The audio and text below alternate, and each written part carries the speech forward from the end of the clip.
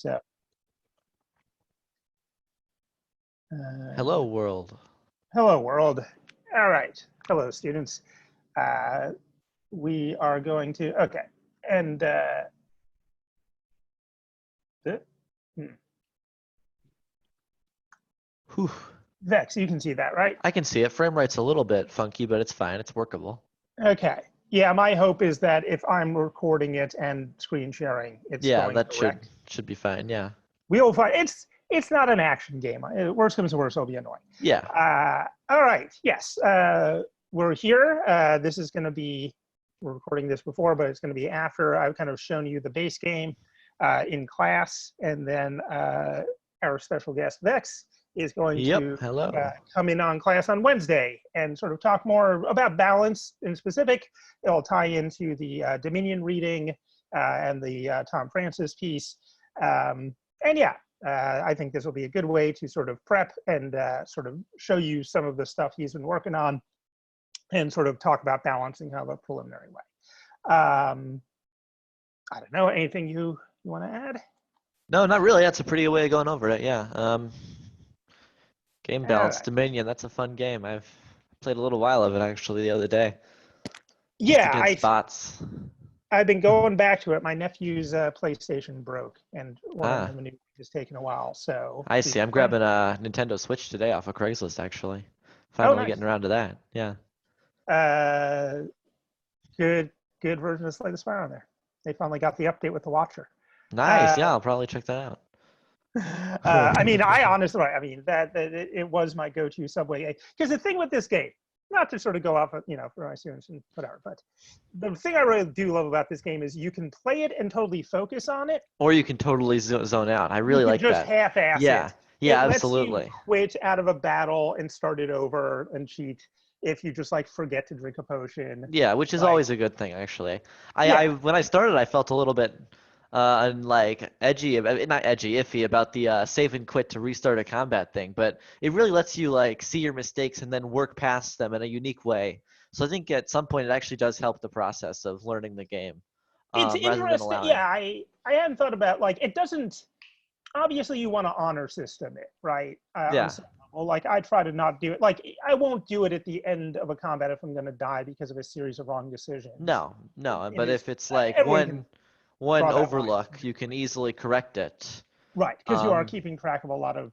We were just talking about that quality of life mod off camera that adds like 20 little reminders of things you forget and thus, right, quit and restart to drink that potion or whatever.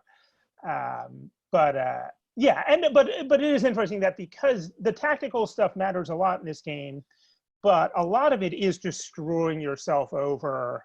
Yeah, a lot of it is just the pure, like, card order and how you look at things. Right, and in terms of talking about balance, I think that's there's certainly the within combat thing, but like you can quit and restart all you want. If you're not good at this game, you will die exactly.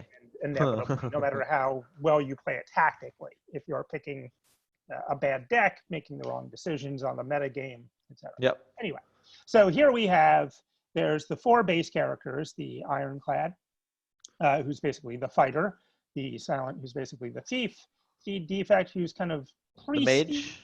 I call it the mage. I always think of it as a priest because of Dream Quest, but I suppose to someone who... I guess it is. Yeah, it is quite close to the priest in Dream Quest since you've got those like turn-based countdown sort of elements with orbs and stuff. Right, but I think anyone coming to this on their own would on their own would call it a mage. That's what I was thinking. But there's a time bomb aspect to both of them, and definitely I'd say these characters go in roughly ascending order of complexity. For sure, I would agree. The Watcher might be in some sense the easiest, but it's probably also the most complex. I could say that like it requires a lot more skill to pull it off, but the actual effect of pulling it off is a lot more like instantly you see big numbers versus for the other 3 characters, you have to slowly build up your power a lot more. Right. Which is interesting. I like the non-scaling approach that the Watcher takes. Yeah, it's a good advanced character because, right, as a high, hello, Thibble. I plowed through the ascensions of it more quickly than the other characters by far, because I'd already been playing it for a while, but also because right, if you can manipulate it. Its big thing is it does double damage, but takes double damage in a certain state. And that is dangerous. Multipliers are crazy. Right. Also lets you plow through the first act, which is also nice for an advanced Yeah. character, right? Yeah, you should be able to get through the first act without like stressing too much, since it's the most repetitive part of the game, where you have the exact same strategy every time with your starter deck and then slowly branch out. Yeah, and that is actually, I hadn't really thought about that, but that was a very smart design decision on their part to make the fourth character that was introduced later have that kind of characteristic of like the character for people who are good at deck manipulation and want to get through the first bit of the game in like 5 minutes or less. Because right, doing double damage lets you kill a lot of things before you start taking double damage early on. Yep. Later on, it's a pick. Later on, you need to actually have a strategy. Right. And then I assume I've talked about the Ascension stuff in class, but right, that every time you beat the game, when you beat it at first, you open up level 1 Ascension, which actually elite spawn more often is kind of a benefit. I mean, the first character it can be a benefit for sure. Is the Thornton, whose special power. Playing the Thornton on Ascension 1 feels like cheating. Do you think that's too easy? I find it can definitely be like, I think most people who play the Thornton play on Ascension 1 and win more than they play on Ascension 0 and win. So personally, I play on Ascension 0 for the Thornton because I intended it to be like an Ascension 20 level challenge at Ascension 0. I'm fine either way. I don't really mind. Right. Well, this is okay. So let's start talking about this, because actually this totally ties in the Ascension system and ties into like we can go into like the mechanical, but like sort of advanced philosophical notions of balance, right? Not just like what are you trying to do? Like this character is considerably harder. Like just in like I've looked at my win-loss records on like starting a new run on something like the Ironclad. And yeah, like I would say I win 3 or 4 times as often with Ironclad as on Thornton, right? Because it is balanced to have you go through these gradually accumulating, I'll just show the audience at home, right? These sort of stacking modifiers. Yeah, slowly ascend. Right, until you get to Ascension, originally 15. Like, 10, you just start with a curse in your deck, which actually screws over Ironclad in certain ways. No more level Clash. 11, no more Clash. You lose a potion slot. And it originally went up to 15, and then the super hardcore players. Then they made it crazy. I always liked 15 a lot more than 20. I felt like by making 20, they meant that basically that every single sort of competitive thing in the entire community would be forced to play on 20. And I think there's a big difference in 15 and 20 for how you can choose your cards. For 15, you can still like go with some janky strategies and still manage to pull out a win. For 20, the double boss especially means that you need to have a strategy that crushes every single combat, or you're just not going to win. Yeah, no, I mean, these I've only gotten up lower because this is in the mod branch or whatever, but I got stuck around 19. I've only beaten 20 with the Watcher. That makes sense, yeah. And right, level 20, they give 2 final bosses, which is, and it's just an interesting thing to think about in terms of their audience, in terms of what is the right way to play this game. I mean, I've enjoyed starting new runs with like a level 0 character and seeing how far I can get without like dying 3 times, like setting little challenges for myself just to give it. Yeah, I always like win streaking in this game. Right, you want to give it some stakes, but once it gets past level 15, it just starts getting so punishing that it's just not fun. Instead of making you think more about how you choose your cards, at some point you go from thinking more, how can this help me against more difficult things, to thinking less because only some cards can help you. Right. It really limits. Right, and that is another. I mean, there's sort of 2 broad ways about balance, right? There's sort of the overall balance, and that's what we're talking about with the Ascensions, of the Thornton being a balanced at level 0 being the challenging level character, as opposed to the base characters who are balanced at maybe level 10 would be the equivalent. I don't know, right? I'd say, like you're supposed to be able to win almost every run you play at Ascension 0 if you've gotten good enough. at the base game characters, I think is the impression I've been getting. Whereas at an A15 or A20, you need to be a little bit more lucky and a little bit more directly skilled in some unique ways to pull out a win. Like, what's the word? Consistently. Right. Right. And if you're, but there's nothing in the game per se that keeps track. Is there a win streak? There is no win streak counter. That was one of the mods that I was thinking about lately, was just implementing a little win streak counter, because that's one of my favorite things to do in the game, is just like see how many victories on A0 I can get in a row. Right. Before I mess up. What's interesting about this game, in a way, when you're talking about those sort of balance elements, is it's kind of ingenious and really a seminal game in terms of being just so tightly balanced. And we'll talk about like the different characters and different creatures and kind of how and events and like everything kind of reflects off each other, and it's been really honed through early access and play testing and really looking closely at feedback. But I would say the weakest point of this game is they've never quite figured out the stakes, in a sense, of like you get a score. Yeah, but I would like, agree. Who cares? Like it's sort of a mishmash. It's kind of like a Euro game point salad score. The points don't really, I don't think they give very many people much of an impetus to like go for a high score, because the way you get points can be really like completely strange. Like you get points for having a massive deck at the end of the round. A lot of points, of course, just come out from perfecting bosses. So technically, if you want to get the highest score, a deck like the Ironclad's Barricade deck, which can manage to complete combats without taking a single point of damage, is basically the only way to get a very high score if you're trying to maximize score as your main point. Right. So yeah, I would agree that having some kind of like impetus to continue winning is a big thing. But and again, that comes back to the point of you should play a game just to have fun, not to get some kind of meta progression related element at some point. But I agree that having some kind of like win counter or tracker or some kind of thing like that could be a better way to put it than just having like a scoreboard. Right. I mean, I just find that more fun, of having some sort of like yeah, and it's meaningless, but these sort of like, can I win for the third time in a row, as opposed to, right, all that point salad stuff is more like the kind of achievement stuff, which is fine, and I've gotten most of them accidentally, but I'm just not the sort of person who is like, oh, I need to try to do X. But then you end up like throwing away a whole run just trying to get an achievement. Feels weird to me. Right, and that can be fun. I mean, I can see how that can be fun for some people, but right, to me, it is about, you win or you lose. And then there's, of course, the odd wrinkle that you,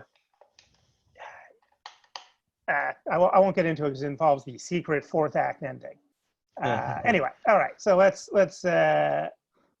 take a look here at the Thornton. So yeah, so this is, we'll play it unascended in the pure form. This is a businessman who has gotten stuck in the Spire, and he has various powers relating to money, but also just various powers. And an interesting one to look at, in that I think a good place to start, where it doesn't have a single fundamental radical gimmick, right? It just has a lot of small gimmicks. Right. It is sort of like an alternate universe-based character. The starting relic, the Potion of Courage, that was an interesting thing, because for a while, I think for like the overwhelming majority of development, it was just draw a card and gain 1 energy on turn 2. But I came to the conclusion that in Slay the Spire, the main thing that like you play in the entire game is just this feeling of give and take. Whether it's events that take your HP and give you upgrades, or if you want to play more strikes and defends in a certain turn, the game is basically always about risking, and then like it's a risk and reward game in very many ways. Just how far can you push your luck? So the Potion of Courage being a thing that gives you a bonus in elite fights for a character that's really weak was an interesting way to kind of give you this dilemma of, I'm so weak that going to elite fights is worse, but my relic makes it better. So it's like, that was what I was trying to go for. Right. I mean, we'll kind of get into specifics as we look at stuff, but what's especially interesting, right, if there is an overall gimmick of this character, I suppose, or just not even gimmick, just overall concern, right, it is the long-term snowball, right? Like this important info thing, right? These are 3 things that accumulate in one way or another from combat to combat. Right, business cards and Yeah. investments are cards that you can play, and if you get 10 of these or 4 of these, you get a relic, which is great. But of course, playing them, like you'd rather play a defender or striker even. Yeah, because they do absolutely nothing in their current fight for you. Right. So that and that is one reason this character also worth looking at the starter deck, which is a weaker than the base character starter decks. I think you could say, at least as it stands. Right. It's Even the only one Heckle that comes can't with really. a curse. Yep. And that's a nasty curse, certainly later on in the game. Here it's still bad because you still have 2 0-cost cards. So in any Right. case where you draw a 0-cost card and the normality, you can only play 3 instead of the 4 cards you would usually play. Right. Although one of them is an exhaust, so at least you can get it Yeah. out of the way. And this one is pretty good at this stage, but is also kind of Really good clearly upgraded. the first upgrade, unless you want to go for a big credit card. right, because credit card can be unlimited upgrades. First one. The upgrades are exponential as well. The more you upgrade it, the bigger each upgrade will add to the gold of the card. Yeah, I've gotten to like a massive amount of gold on that credit card once. Not through the credit card, but through other stuff. I think I once got 5,000 gold with this character. So, that's pretty impressive. Was that with the card that doubles its gold every time you play it? It was that and the thing that gives you like 2% in trust and on free floor. Ooh, yeah, that would do it. Yep. And yeah, I recently updated this character to fix a couple of crash bugs, and because I remember you reported a stamp smack bug, and added a couple of cards. I'm gonna probably do a couple other things sometime too, make it worse for everyone. Well, I mean, that's the experience you're going for with this character is, I mean, it kind of makes sense that it's such a difficult character. It makes sense that he's so weak, right? I mean, Because he's just a normal person, yeah. Right. The fact that normality is the curse that you could give him that works so well mechanically is kind of a miracle, because that is a card from the base game that you can just sort of randomly get. But yes, his curse is normality. Just look at it. The suggestion was, if he's a normal person, why doesn't he have normality? So I threw it in just to see how it played. And with the 2/0 cards in the base deck, it actually came out really well. And so it certainly makes it so that one thing you're looking at very early on is card removal. You right. want to get that out as soon as possible. Yeah. So shops let you remove cards. A lot of the events in the first act can also give you card removal. If you get lucky in the first act, you can actually end up with a small deck pretty soon. So I wanted to kind of make a barrier to that with the curse in the starter deck. Yeah. So let's see what we got here. So we'll not do Ravage Pawn. That's the relic I'm working on that I'll save if we have time at the end. But certainly messes with balance in its own ways. So right. So actually, you have the big choice that makes you look at the map is, can I snipe an elite? Right, with and I think the answer is no. No, Doesn't look like it. There's way too many combats. Yeah. So right, because if you can get like 2 little guys and a question mark before one of these big guys, and then the question mark just has to not be an enemy for you to be able to kill a big guy. And that percent accumulates, so it's pretty good odds the first 1 or 2 won't be. So we could take another curse. I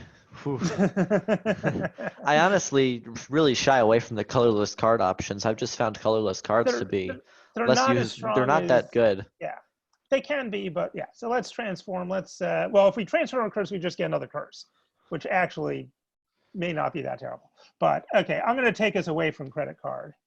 I'm going to save the strike and defend. Yeah, getting rid of credit card early. That's one of the strategies that I almost always go for. But I think most people do not pick up on that the credit card can literally be a dead card. Right. I mean, it pays off, but that's the thing is, I mean, the tension of this character, and we haven't even explained running yet, which is a really interesting wrinkle on this mechanic, which I'll get to because I'll make sure to pick a run card. Round and around she goes. What'd you get? so let's talk about balance. Oh my god. That's very lucky.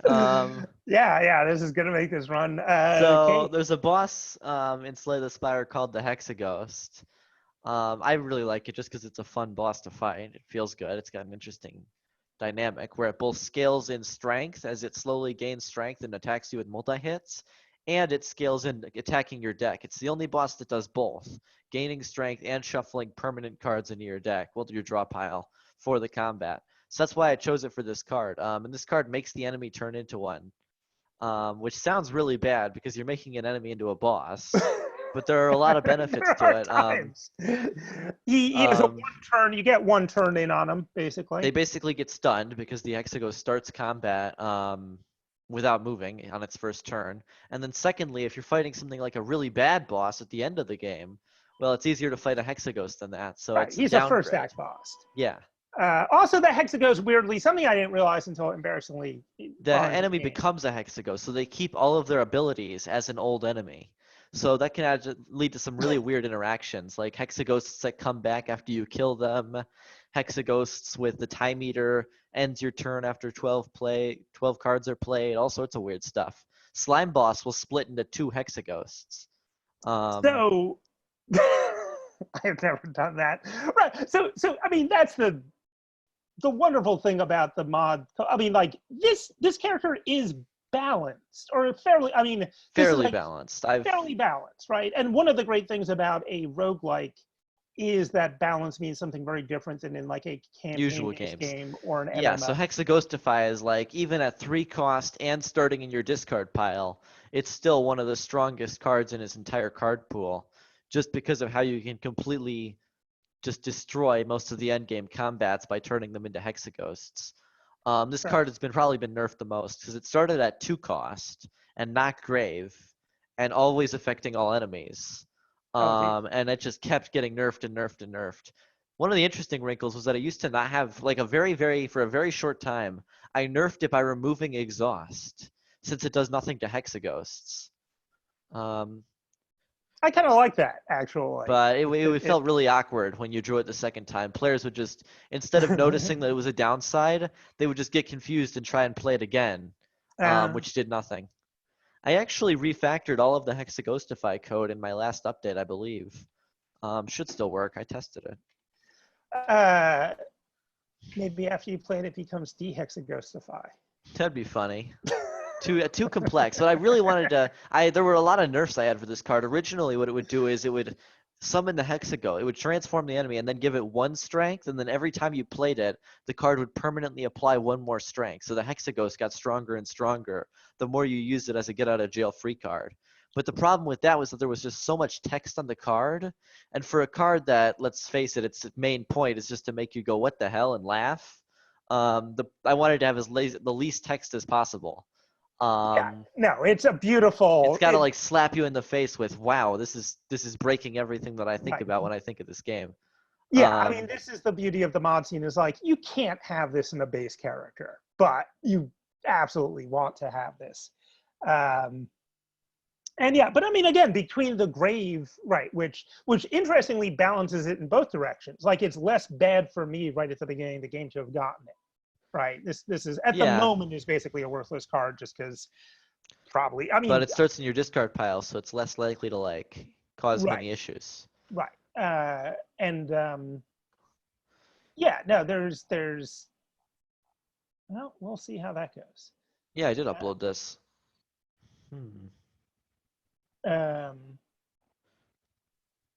You know, that might not entirely function. There might be some graphical issues, because I remember the last thing I was trying to do before I updated the mod was to make it so that the Hexaghost would be the size of the enemy that you transformed.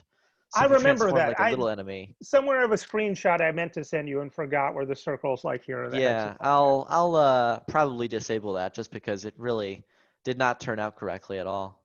So this elite is not great for Thornton in the first act, so we can rule him out. Oh yeah, I haven't seen that in a while. I have the the 4th boss disabled. One way or the other, we are definitely fighting an elite before we are hitting either a bonfire or a shop. So yeah, I think I'll fix that now, actually. I guess I'll go this way, where there is a bonfire and a shop afterwards, and we'll see if we survive. Oh, it looks like I did. Oh, I didn't. I'm gonna get rid of this. So, okay. I mean, the basic combat is not going to right. So, do you vulnerable first? This guy is basically pure scaling. I don't need to play either of those. But yeah, I mean, right, because this character starts weak, certain enemies you can face can screw you up at the beginning. I mean, so right, in terms of the actual game, it's interesting that the balance is often that Act 2 is the hardest act. Usually. Right. That if you can make it through Act 2, your survival chances are decent. Very high, usually, because the Act 3, either you get stonewalled by something like the giant head, or you just end up fine. Right. So where do you think that goes with Thornton, though? I mean, do you think Thornton has the same arc? I think Thornton dies the most in Act 1. Yeah. Because in Act 2 and Act 3, most of his cards suck, but there are some cards that are just generally good cards. There's Boardroom Blast, which is like mediocre, but something that you could see in a base game class. And there are a couple more cards that have a decent damage to play ratio. And with that, as some things you can pick up after like in the middle of Act 1 and use more, as well as like the meta stuff and obviously like the strange and odd cards, you can end up and come together with some kind of strategy by Act 2. Act 2 also has a lot more beneficial events that can really change the run.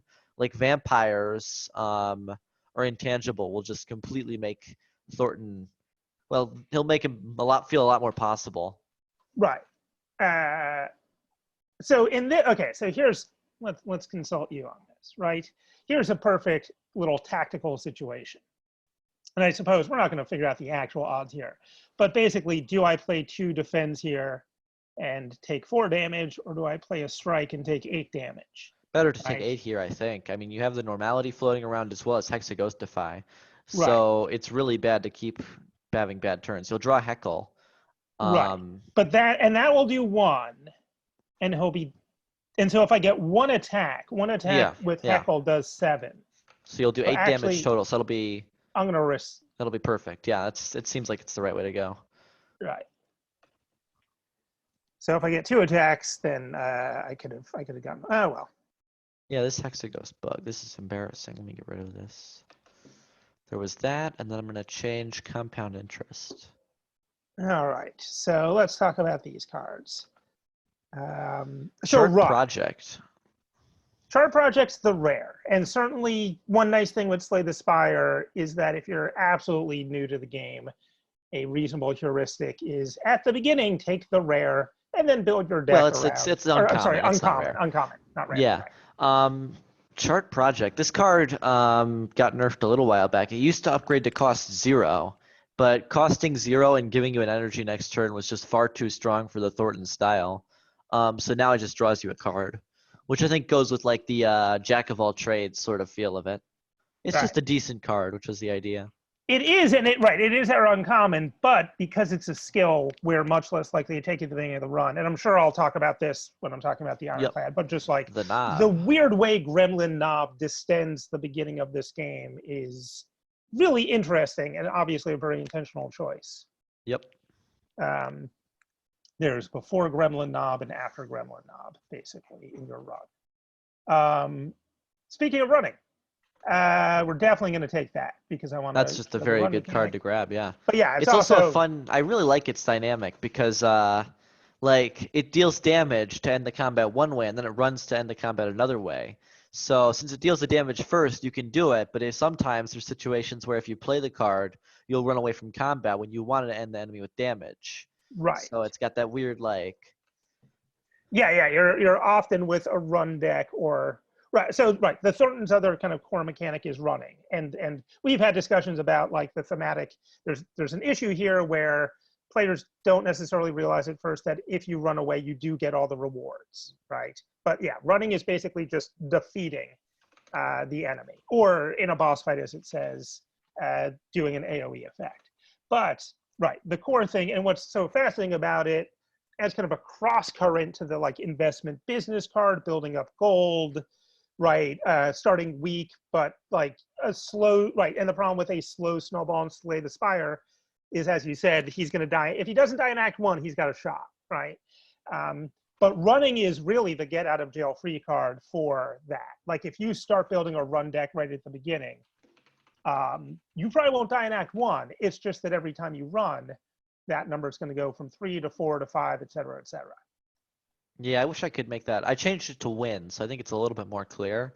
Yeah. But I still wish it was a little bit more. It can be hard to tell if the number is like the one that you started with, or if you're partway through the combat and you already ran, to at a glance know what your original number is. Because like 5 versus 6, there's a lot more to running than I think that I originally thought of. Because there's a lot of like, how many times can I run within one cycle of my deck, and how many does that work with my number? Because if it's 4 and you can run 2 times in a deck cycle, upgrading it to 5 means it takes 1 more cycle to flee, which means the combat is going to take a while longer. Right.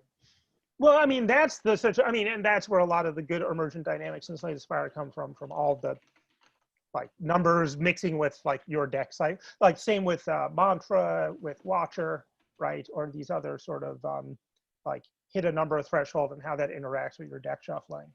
So I think in this case, this guy I've found to be actually the toughest of the early enemies. The Jawworm is quite difficult against Thornton. So I'm going to use up that potion right there and just deal with that. So here's an interest. Oh, well. Geez, they're all good cards. They're all pretty good cards. Right. So run. This upgraded to run for a long time, but it was just too strong. I've thought about reverting it now that there's cards like Deep Fear, which can run a lot, but I don't know. Too much. It is, right. I mean, the nice thing, one thing that makes run such a good mechanic is you can, because of that ascending thing, you can either use it as a condiment or an entree in your deck. Exactly, yeah. All right. Either you try and push for running and make it so every single combat you run away, and just like, no matter how high the number gets, you just blast through it. Or you use it as like a sort of tech card thing where you only use it for combats where it's difficult. Right.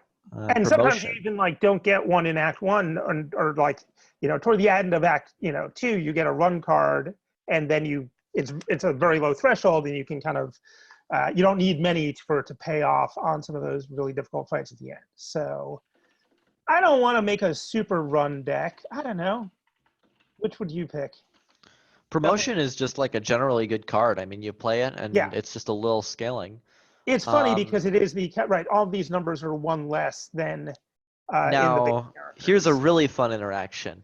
Hindsight puts a card from your discard pile into your hand, and Hexaghostify starts each combat in the discard pile. So it's impossible to play Hexaghostify on the first turn unless you can have Hindsight to play it immediately. That's an interesting combo that I got once. But you don't. That would be a greedy pick. That would be a very greedy pick because you need 4 energy to even pull off the combo. I think here either I would pick run if I didn't feel too confident, or I would pick promotion. I think here I'd pick promotion because you're already leaning towards a damaging style of deck. Yeah, and promotion's just good scaling there. And we're gonna do only you're Act gonna fight 1 an anyway. elite soon. Like the run could be good versus an elite, but like to fight a boss in anything is like you need you need a little bit more scaling. Yeah. So this is one point of damage too little to kill that guy. So what, 8 + 5? Yeah, you gotta do no 5 + 5. Yeah. Right. So I gotta and so right, one way this game is I guess, is this my 4th fight? I think this is your 3rd. Okay, so this is still one of the first 3 fights. Yeah, I wasn't sure if that after the first 3 fights they pull from a more difficult pool. Yeah. You get that one with like 5 little slimes. That's awful. That one's awful. That one's really bad. I really dislike that one. You need AoE early, which is hard to get. So that's actually right. So let's talk about that for a sec. And this doesn't accumulate between runs unless you have resets. Yeah, I would like to convey that better. I was gonna do like 1/X or something. I don't know, some kind of way to show the maximum that resets to. Yeah. Huh. I mean. Huh. I'll think about that off the screen. All right. Well, I mean, it could be kind of a run deck. Quintuple Bop.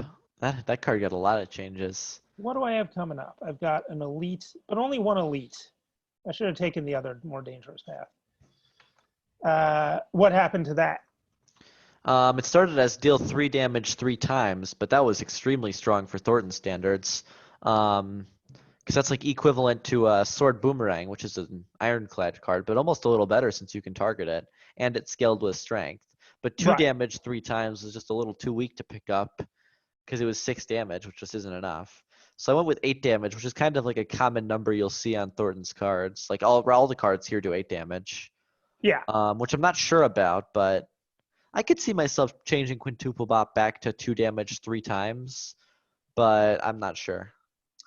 I would say, I mean, in the base game, In the base game, 9 damage is the main number. So 8 was a way of like poking fun at that by going a little bit less. right. Well, there's one that's like deal 8 damage, get an energy next turn, right? Yeah, that Or one's like good. that, right? And that it's interesting. Like they have, I And mean, then this is Thornton something, has a 7 damage gain energy next turn, right? Like which I almost made 6. the ability to have those little wiggle ranges is very helpful. That like, right, 8 or 9 is common. Sometimes it's 10, sometimes it's 7. All right. So in this case, I like this card. It's pretty decent. Giving, I guess I'll just be a coward. Lock up. So this, right, this weakened effect is, or not weakened, this entangle effect he's about to do is big pain in the butt. It will prevent me from attacking next turn. So hopefully I'll get a bunch of defend. Hopefully, well, Ooh, okay. those are Could have bad been- draws. Could have been worse, but not that much. That'll do it. Ooh, business cards. Business burst. Right. So this is the classic, in like not literally, I was going to say investment, but that is literally a different card. But right, like it costs you 1, it takes up a slot in your deck, you gain 5 gold, and in future turns you'll get 2 business cards.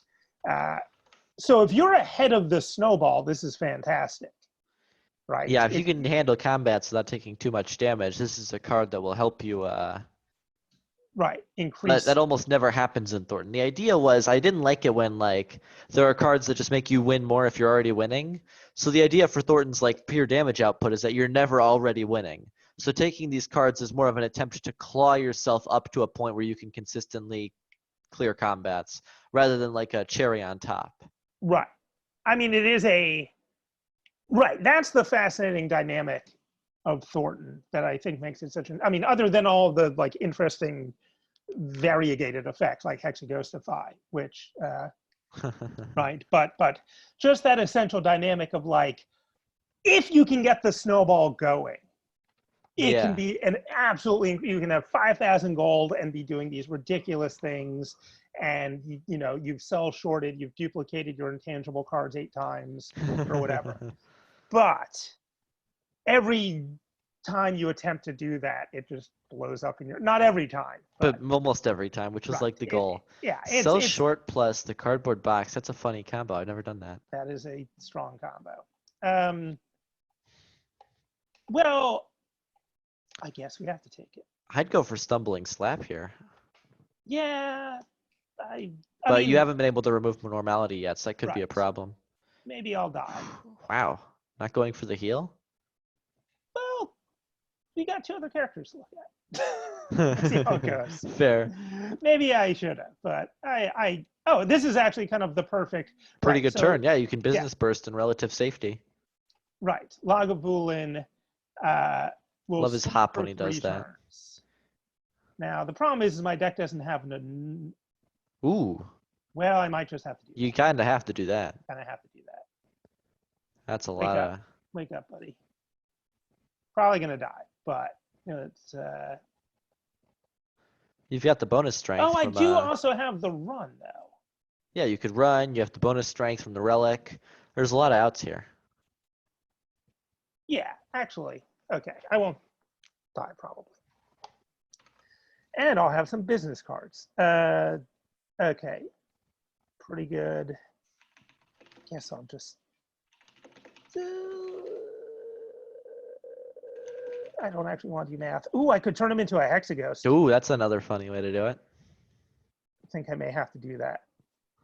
Hexaghost does less damage with its opening attack, depending on how much health you have.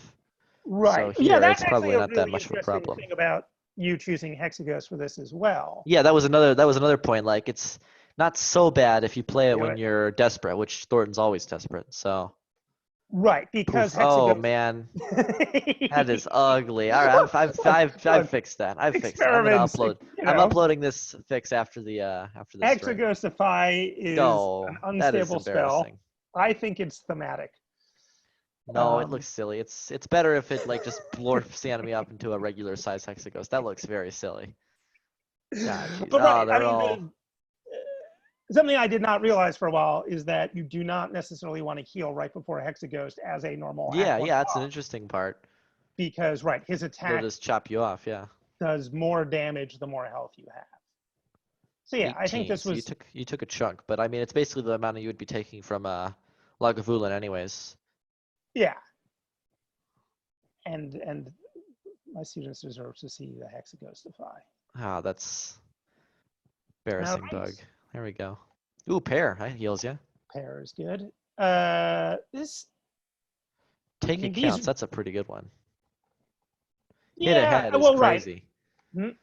Hit ahead is just a crazy good card, I especially think since you have some high cost cards. That's just yeah. almost always the pick, I think, is hit ahead, which is fine. It's like a card that you almost always want, but the nature of Thornton is that like you have cards like Pocket Change, which are literally always good to draw, but just due to Thornton, who has so many really, really interesting cards, you almost never pick the must-haves.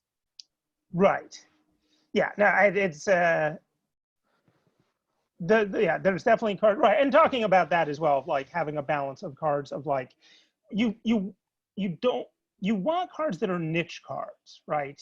Not exactly weak, but weak in most situations. Like, Yeah. well, we'll look at the whole compendium for a sec. I'm really tempted to upgrade the Heckle here.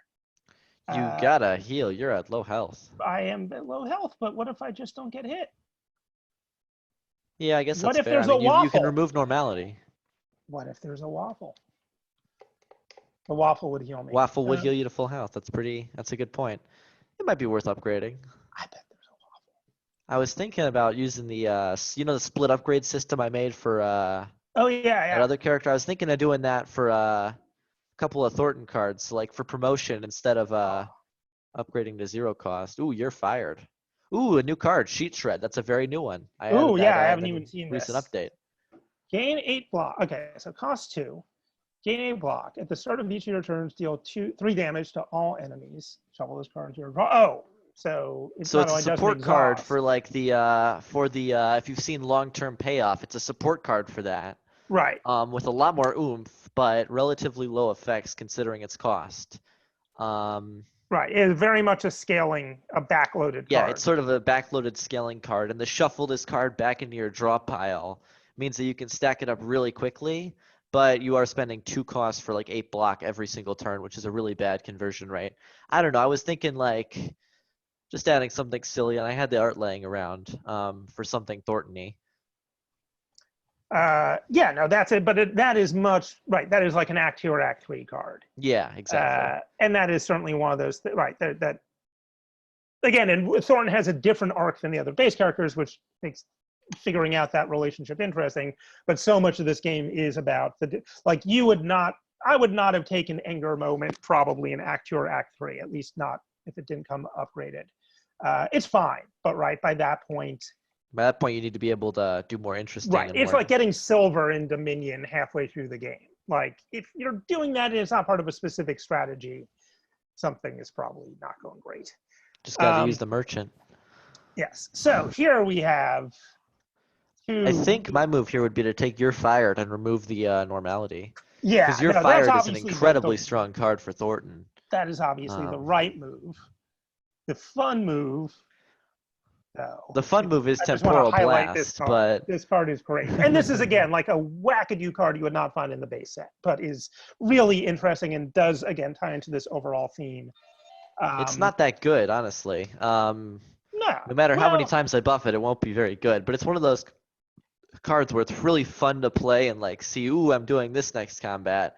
And if you do a little more planning for what the next combat could be and sort of specifically play certain cards, I think it can be pulled off. I might move it to 0 cost, but I don't Right. know what I'd upgrade it to after that. It is right. I mean, this is the good kind of weak card, but it is a tempting niche card that does something neat. Unless it That you, upgraded it to play 2 copies. That could be really fun. so, let's kill. Yeah, We're no longer normality's got to normal. get out. Yeah. Yeah. I reject my normality, Jojo. Exactly. That is Thornton's Vision Quest. It's all very very well themed. So right. So let's see. We get. Well, I see an. Oh, bottled flame. That's Do I do Heckle or do I do Your Fire? Your fired is better to draw later when enemies have debuffed you. Good point. Heckle is just always a good opener, Heckles. especially versus enemies that open up with a lot of damage, like Snake Plant. Hitting that weak to go from 21 to 15 is a solid boost. Yeah. So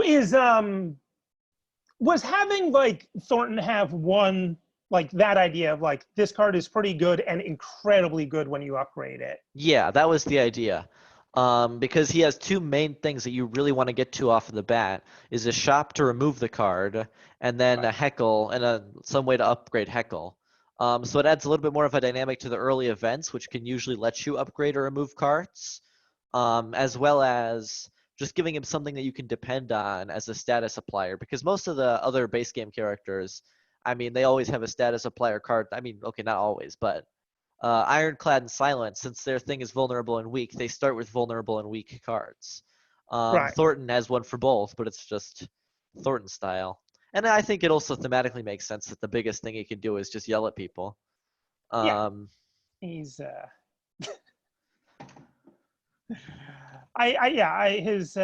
his growth over this fight. Okay. Can I don't think I can. This is a tough fight. I would heckle the guy in the back so he doesn't hit you as I hard. gotta to reduce his. I was okay. I guess I'll do that. Oh, well. Yeah, I think that's the right move. Anyways, you want to take Yeah. 9 here so you can kill the slime next turn and Right. hopefully not get hit too hard. You are fired could be useful, but I guess it's so tempting. Here you really need to block up, I think. If you kill the slime with running kick, then block and business burst, I think that makes like the most sense. Man, business burst, that's a card that. Block because of the frail. Ooh, I didn't realize it was 3. Yeah. Yeah. Business burst maybe should be ethereal. I don't like the idea of like you finish the combat, but I want to draw business burst before I end the combat. Maybe that's a good thing. No, I did that in the wrong order. Okay, well at least do that. Ooh, cutting it close. Yeah, I think. Oh, Ooh. Oh, jeez. You can still anger moment, and here you'll get the. Oh my god. That is really embarrassing. That is. Oh, jeez. I'm gonna survive just fine. Yeah, you can. No, I can even. You're fired here. Yeah. Boom. Just a little baby damage. Now the question is, do you want to try and hold out for the business? Nah, it's not worth it. That's I'm not min-maxing. But right, maybe that is the reason it should be ethereal, right? Is because, right, and it is just an interesting, I don't know. Do I want any of these? Shout and run is pretty good. Please Shout and refrain run, from harming me. Yeah. Distance is pretty strong actually. It looks unassuming, but it's one of the cards that I like regularly take as distance just because it's a solid block card. What is my boss Hexaghost? I think. That's another thing Minty Spire does. Is it whenever you open the map, there's like a little text box that shows what boss you have, so you don't have to scroll up. It's pretty useful. That is very useful. Let's go for shout and run. Take accounts can be good because you can peel off the business cards from business burst with the extra draw. Oh right, actually. Yes. No, but it is only 6 damage, so you got to keep that in mind. All right, I'm about to die.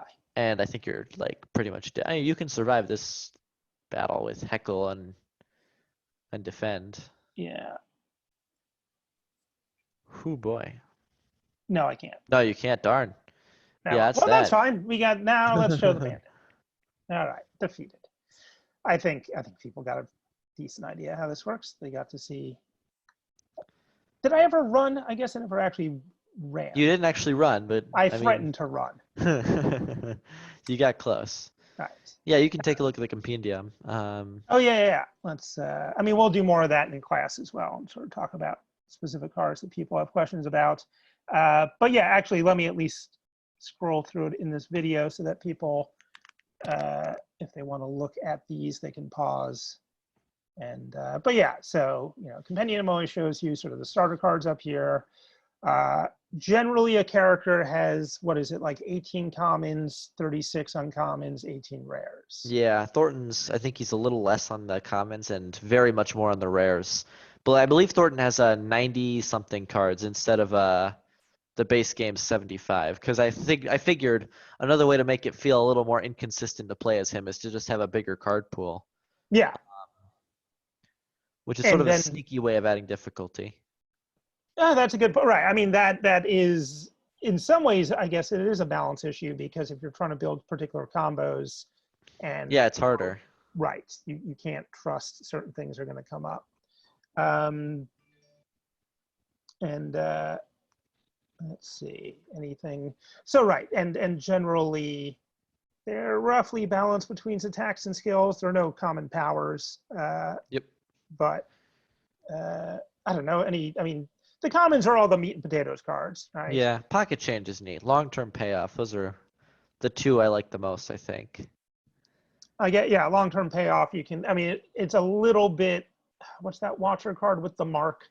Ooh, right. It is similar to the mark card. I mean, I came first, so. No. Well, I mean, it works Nah, totally differently, but just that dynamic of like. The dynamic of like a very slow and steady. Grab as many of these as you can. Right. It has to be a common. Yeah, kind of what I was thinking, right? Yeah, pocket change is in the same way. Become much weaker, and pocket change is literally just a card that's always good to pick up if you see it in a card reward. But the question is, it's like, yeah, it's always good to have in your deck, just like a Flash of Steel, but you won't be picking up a card that has real impact. It's just 1 damage max. Right. It is. I think I changed the upgrade on that one. It draws 2 cards upgraded now, so it's a little bit more of an. Oh, that's actually. It's actually a big upgrade, yeah. Yeah, that is better. I kind of like that look. Well, there's the best upgrade we'll get to. So right, the uncommons. You start getting some powers. You start getting. Are there like that's the only common? There's other. Exhaust. Okay, so there's the small version of the gain gold. Yeah, there's a little bit of exhaust. Right, and those exhaust because you don't want them. No infinite gold, because otherwise you'll just sit in combat forever and gain as much gold. Right, and if there's anything that is kind of an objective rule, I mean, certainly there's very good characters that have been hampered, mod characters that have been hampered by this, and certainly some builds of the base characters of just like. If it is incentivizing you towards this very slow, turtley play style, where you're just sort of like waiting out turns for a thing to come up so you can do a thing that will give you a small benefit because, Yeah, like just literally just having 999 block and waiting every single turn to draw a gain gold card that doesn't exhaust. It's not very engaging gameplay. Right, but there is certainly a certain kind of personality that there are is at least going like to have to use psychic energy to resist that impulse, and we don't want to hurt those people there. Right, you want to make it incentivized to be like fun. And uncommon has a lot of exhaust. So do the gain gold cards, are they healing cards? Yes, they are tagged as healing, so you cannot get them in random generation. That's also why you can't get Dead Branches Thornton, since almost all the cards have the healing tag, and so many cards exhaust regardless of if they have the healing tag or not, that it just feels really, really absurd. Especially business cards literally just have no downside once you have Dead Branch. It really just undermines the whole thing. So I kept it in, but it's just very rare now. Right. This is a tag, just to explain, I'll show, I guess the Ironclad would be the easiest example, that in the base game there's a tag, invisible tag called Healing that is, I think in the base game, maybe applied to non-healing cards, but mostly, right? And it's basically a tag that would be applied to a card like this. where it just healing is such a turtly, like even this card in this, we had talked in The French about, idea, I think, is right, that any card that gives benefits outside of the current combat is a healing tagged card. right, Um, because otherwise you can just generate cards forever and wait until you get it again and again and again to heal right. up to. There's a And card that generates another random card every turn, and you can just wait until you get a Reaper. It's very, very slow, of course, but it's mostly theoretical. But there are people who absolutely will do it. It's just not good gameplay. right. That's the And that, impression. yeah, anytime a card is randomly generated, like in Hearthstone, you have Yeah. randomly generated cards. There's just, I wonder, in Hearthstone, there must be cards that kind of have the equivalent tag of just like this cannot be randomly generated because. I mean, I don't think there are. Hearthstone is one of those very chaotic games. It doesn't That's really, true. You get some really since it's all useless. self-contained, Yeah, there's really no point. yeah, that's true. So I I guess that, yeah, remember you wouldn't need that. in arena when the Death Knights were around, you couldn't get them in card rewards like in the arena picks, but you Hmm. could get them in random generation. So you'd go up against a mage and they just pull Frostlich Jaina out of nowhere, and that was never fun. Right. That's a whole, yeah. I mean, talking about Hearthstone balance would be, I mean, Hearthstone, right. I mean, Hearthstone's very people, balanced, I think, but it's just oh, balanced right. for a metagame rather than balanced for like Yeah. specifics. It's interesting. I mean, an interesting comparison would be to play, especially the very first one of their dungeon runs, which is kind I of their, liked Dungeon Run. I played a yeah, while of that. Yeah, I response got the whole card to, back. I mean, not even a response to Slay the Spire because it was done by the guy who did Dream Quest, or he's like the head of Yeah, that Peter team. Whalen, really good Yeah. guy. Yeah. So, Ah, but Feel yeah, No Brain. Now that's a fun card. yeah. And right, there's so much exhaust in this that you don't have a lot of this exhaust this card like Ironclad does, but there's a lot of synergy for that. There's right here's investment, which we had talked about, right, and there you Investment's want a fun one. It used to be 3. That was a recent nerf. and yeah, the energy is such a scarce resource in this game, right? Uh, that the fact that this is 2 just makes it like you're almost Yeah, missing it's a a turn a big. lot of the You're time. almost missing a turn. It's a huge investment. Yes, right, and then that's it, and right, and that's the core tension of this character is like if you could only get ahead of the snowball, you have all these cool things you could do. Um, Planned obsolescence is another interesting kind of I meta, really right? like that one. That's a Yeah, really fun one. Um, and Now this that it's is uncommon, it used to be rare, but it's so much better at uncommon because if you get like 3 of them, it's just really fun to walk into the boss's room and see that he has like a massive chunk of health missing. yeah, and that also scales with strength. That number, so that's Yeah, one yeah. reason that you need to make it ethereal because Otherwise, you can just right, scale up strength infinitely and then at the very end do a ton of damage. But I wanted to keep it scalable because if you have something like Big Break or other sort of big strength cards, it's fun to get right. some big numbers out. Yeah, it's a jackpot, but you don't want someone being able to plan around it every. Seeing double is basically the exception to like my well, not an exception, but like it's the one card that lets you create duplicates in Thornton, which is really strong since if you duplicate anything that gives gold or next combat effects, etc., you're basically generating more gold. So it can serve as a gold generation card, or it can just serve as a strong costs 2, which is pretty oppressive. Does it upgrade to cost 1? Yep. Yeah, it should. That makes sense. It's a good upgrade, yeah. Yeah. Yeah. You can do again, and this is a card that like if Oh, you check out the upgrade on admin actions. That's another fun one. I'm really proud of that one. and put it on top of your draw pile, which is yeah, again a pretty fat right. And this, yep. Oh my God. Yeah, I made that a lot better. So it brings up literally every single card in the entire game and lets you put anything. The main thing you want to pick is obviously Omega from.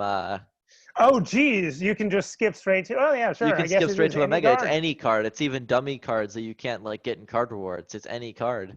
You can That's grab anything. So ridiculously yeah, Omega is the good. usual pick, or you'll try and grab something that gives you a lot of gold or any sort of other big card like that.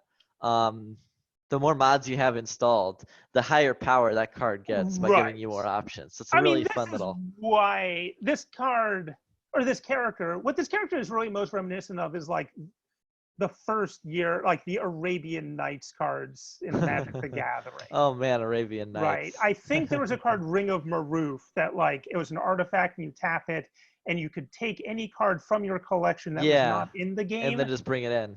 Right. That Like basically that led to kind the of, whole wish mechanic. Really fun, yeah. yeah, or That was the kind of thing I was Scheherazade. thinking about. Oh yeah, Yeah. Scheherazade, that's crazy. Yeah, Just really fun times. stuff that would only be in like one of those unglued expansions today was in the just canonical base game because they were just like, this seems fun. And that's really the feeling that a lot of this character has, especially. And I feel like this character only really pays off if you've played enough Slay the Spire with the base To character. understand how it's breaking the rules, yeah. Right. Yeah.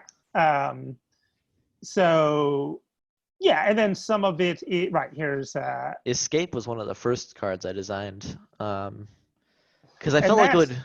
wait, where's Escape? Right. It's right there. It's just a card that I felt like would make people annoyed to see a 33% chance on a card in Slay the Spire, which is a game with basically no 33% chances. Right. But it kind of feels good, and the upgrade is a really fun and interesting upgrade. It goes from receive no rewards to just removing that line, so you do receive the rewards. Oh, that is. And once you have that upgrade, I mean, if you just get lucky enough, you can literally win the entire game. But if you don't, you're passing your entire. Right. Even with that, I mean, that was one thing, right? That a character I'm working on has a similar ability as a card that does just escape without reward. And I really underestimate how powerful that can be. Yeah, it's insane. Third act. Just of like, I'm okay with my deck. The third act, especially, you can just skip to the end because card rewards in the third act aren't very impactful. Right. You maybe get lucky and grab the 20. Demotion is insane. That's another card I nerfed a lot because of streamers playing the game. Yeah, I mean, this is a straightforwardly, like the other ones are game breaking in. But this is game breaking basically just in a very straightforward way. Right. And so actually talk about that a little because. Because enemies like debuffing you is a big thing, like Hex, Time Eater, all sorts of enemies like that just apply debuffs. That's bad. And then enemy buffs are basically the only way that they can manage to destroy you eventually, especially in the late game, is by outscaling you with strength or any sort of other ability buff, and then just destroying you with that. So removing their buffs and debuffs, it seems something that would be a little low impact, but once you play it just once, you really see how high impact it is because it flashes all the time. It's a very, very powerful ability. There's a artifact or a relic that removes all debuffs. All debuffs, right. But you have to like do a very complex maneuver and play all three card types in one turn. Right. And that, but like that is like, but there's nothing in the base game that prevents enemies from buffing themselves. Yeah. And so, yeah, if there's a card here that maybe strikes me as one that needs to be nerfed, that card is. Demotion? I don't know. It's at 3 cost. It's fine. If I had to nerf it, I would make it ethereal. But I feel like drawing it again and again is fine. So I'm not sure how to like move it. I think it's at the right point, especially with the rest of the rare card pool, where like you see cards like Fatigue, other cards that are like a lot more like solidly tempo-esque. And while Demotion is strong, it is anti-tempo until the late game. So it's hard to pick early and good to pick late. And you don't usually find Demotion late. In my experience, I don't know. It's fine. You've got your Golden Petal. Golden Petal is a fun one. The upgrade on that one's silly. Fleeting is it removes from your deck on use, but then it upgrades to change from fleeting to exhaust, so you can play it multiple times and collect as many rare cards as you want. Right, but if you play it once before you upgrade it, it's gone. So you have to like. Let's right. Sell Short I'd mentioned.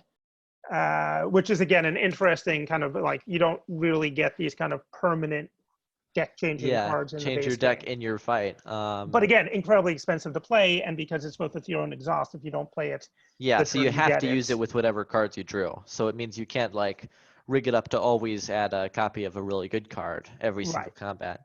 Sometimes you just have to let it go, or like add in something awful like a strike, which is and then you just don't play it. So and then I'll 2 more and then let's go to Bandit.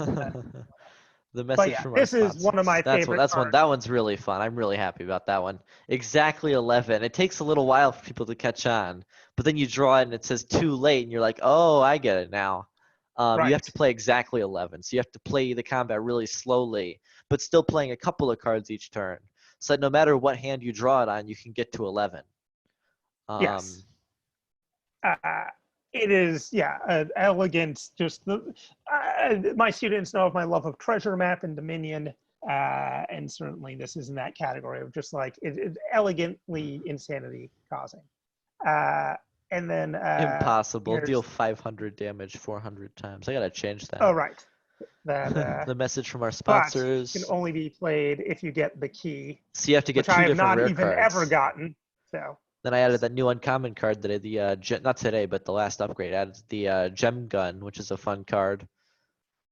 I'll have to Yeah, just you'll find that one eventually. why do I have an unknown strike and defense? That's a very low chance to find those. If you're lucky or unlucky, those will replace one of the cards in your Thornton starter deck. They deal 1 more damage and block than the usual one, so they're like a normal card, and they just have some funny flavor text. So I threw it in as like a little joke kind of thing. They're more than me too. Wait, do cards have flavor text?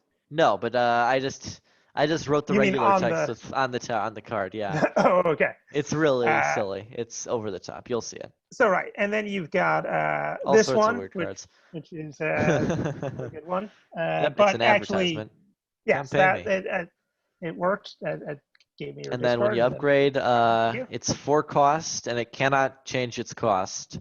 Literally every single frame, it sets its cost to 4.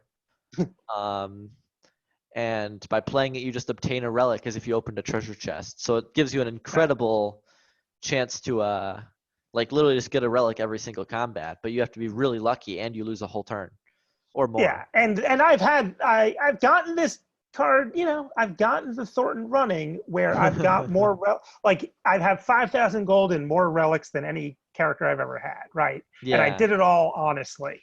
And it was really hard, but you know, and that is Yeah, compound interest. I'm not sure about it. All right, so now let's take a look at the Bandit. Maybe we won't spend as long because I want to make sure to keep this. But yeah, but I really gotta do upgrade the sure. Bandit. I've been working on a really big update. I'm almost done. I just need to add some. Oh, what? That should not be happening. Did I update it already? It's okay, but I don't know. I mean, I reloaded.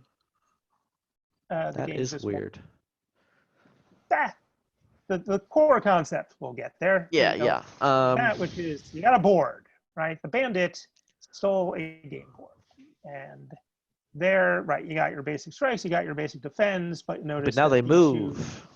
Right. That this is, I call it like the best of the pat your head and rub your stomach characters, where there's a couple of characters. There's the Bard, which is very much like the hunting horn from Monster Hunter, where you do your stuff, but each thing has a symbol on it. And if you play the notes in the right order, you get these buffs and stuff. I find that character too Rube Goldbergian for my tastes. But this one, because this is very spatial and you do very good UI stuff with like, it's always very clear how far you're going to move. I'm just going to. I upgraded the UI a bunch in this new update, so hopefully you'll see that soon. So it's got like a much better preview. I'm really proud of it. I'll hopefully show that. Yeah, I'm. So right, so you can. This is all not randomly, procedurally generated. Like yeah, I don't know. Yeah. I've upgraded the procedural for, generation as well. It's a little. Like half good, half bad. Or, yeah, you've got some bad spaces. Right. Although this one can be used to your advantage at certain points. But right, but the every jail time space you can be good. Go across go, you do 10 damage to all enemies. So in some sense, you know, you're semi-incentivized to go as fast as possible. Are there rare, uncommon, and common spaces? Like this artifact one, I don't see very The often. artifact one is there's no uncommon space. There is common spaces, negative spaces, and rare spaces. And the way the board generates is you get like 3 to 4 bad spaces. You'll get 1 to 2 rare spaces, and then everything else is common, and then there's blank. So yeah, the artifact space is rare. There's a couple others, like one that lets you pick a card out of your deck to add into your hand. Become invincible to attacks for a turn. I'm not sure how I feel about them design-wise, but I wanted something that the player feels like, ooh, I can rush towards this and use it immediately, or save it up for later, and just sort of like makes the board feel like something with certain objectives. But I'm not sure about it. I might. Yeah, I think that's part of what makes this so much more effective than the other, like, here's just an entirely extra vector, is that I mean, you know, me and my students have talked about the pros and cons of roll and move games. You know, that on some levels they're like, but yeah, this really effectively uses what's good about them, I think, in terms of just clarity and a very clear sense of those little quests. So for instance, I'm going to do this, and that's going to upgrade a card in my hand, which was the hat one. That's a good one. That lets you move up to 5 which now. is good. And I'm going to, I guess. The energy space is really good. Yeah. Well, it'll kind of pay for itself, but that allows me to do this. Upgrades or draws 2 cards. I could apply 2 vulnerable, but I guess I should save that for next turn. And I will retain this, right? Retain just means you don't discard it. So let's see that. The hat used to be a right-click relic where you would right-click it once per combat and get to move, but players do not like right-click relics, so it became this basically the same thing, retaining temporary card, which can be played once per fight. Yeah, that makes sense. That's it, right. That total UI thing in a sense, right? Basically, yeah. No, there's edge cases where having this as a card is slightly where a card, worse, like you play a card and it has an effect, but in the most part, it's basically the same thing. But it is right. Like, even though it is in some ways slightly worse, right. Players would vastly prefer. Yeah, it's just the physical feeling of having a card in your hand versus your relic. Just I can click on this, I guess, and it's very easy to forget about that. Yes. Which is also why the Artificer had such a massive UI change, was just because even though you didn't draw any cards, players would start up the combat and then just not even see anything and just literally just hit end turn and watch themselves get killed, which was kind of funny. But if you hit strike here, you'll pass go. Yep. No, I was gonna. That should end the combat. Yeah. And there's that. Boom! That laser. So right. So all of these cards. So what's interesting is this character is clearly not as difficult as Thornton. And one way you can know that is that these cards do the normal base amount of damage, but also have this extra ability. And I mean, there are bad spaces on the board, but the board is generally a good thing. The board's a net positive, right? And yeah, I mean, I think my students can, like, they're all good game designers. They can instantly kind of look at these cards and see like how they're going to have different interesting effects. Double dash, that's kind of an odd card. I think I made that deal 4 damage in the new update, so it's a total of 8 plus moving twice, which is pretty good. I like taking those in a row early. It's pretty good. It's just a move, a little block, and a little damage. I was basically a ripoff of that Watcher card, which scries. So here's an event. Ooh, yeah, the Serpent. Yeah. The funny thing is 175 gold is, if you're going to try to get rid of this curse. It costs 75 to get rid of it, and then it increases the cost by 25. Yeah. So it takes 4 more card removals for you to basically end up with nothing. Right. But the loan element of it, which means that you get more gold early, I find to be a good thing. I almost always agree with the Serpent, unless I'm going to fight an elite. Yeah, I might underuse him. Well, this is one. This is a good one. I used to go for the mask, but I always take the 8 HP for 75 gold at this point. Getting bad face. The bad masks are so bad. Face just kind of, even more than like the negative effect, which usually isn't that bad. There's the psychological element, which just when I get a bad mask, I want to close out the game. Exactly. Yeah, if you get the one that gives you 1 week at the beginning. Oh, that one's the worst one. Yeah. Well, I don't even want to play this anymore. Yeah. All the stun space. That's probably the best one. This is great UI, right? I don't even have to click on the card. As soon as I It's in the new one, it'll like have a. It's really good. It displays like the effect of whatever you'll land on, and it shows the spaces that you travel over. So if you're traveling over 2 spaces that activate when passed and land on one that gives you 1 energy, it'll show you the effects. Ooh. All I have to finish up is the boss fight, because what I'm doing for the Bandit is, instead of fighting the usual secret boss fight, you battle the board, which I'm really happy about. Oh, nice. Yeah, Oh, because that's like hilarious. thematically, she's cursed by the board, so the last boss fight, you're like rushing to the end and trying to attack the board while rushing around on it. Um, That's it's a lot of excellent. work though, because So like, okay. So in this case, let me get your executive. I could either strike one of these, which puts a kaboom, which is basically like the bomb from Hearthstone, yeah. an on play draw, on draw, right? Little um, or I could do it seems that, like extended jump into step to get the onto the freebie. to get the freebie and the stun. Yeah. That also gives you another energy back, so you can just play another strike. Stun is really strong. The rare spaces I'm really still not sure about. I could see myself removing them. But I'm not sure. I can do that. Because there needs to be Or some kind of like ooh moment on the board. right. No, I mean I mean it is an interesting like you balance like you balance the board by balancing other stuff in the deck, right? Maybe Yeah. you do just cut all of these numbers by 1 like on Thornton, and that gives you more room to make the board more exciting. But then is there a thematic reason? No, it's Like better that's this way. I definitely wouldn't want to go the right, other direction. right. Um, That's all like these aesthetic decisions you just kind of have to go on feel.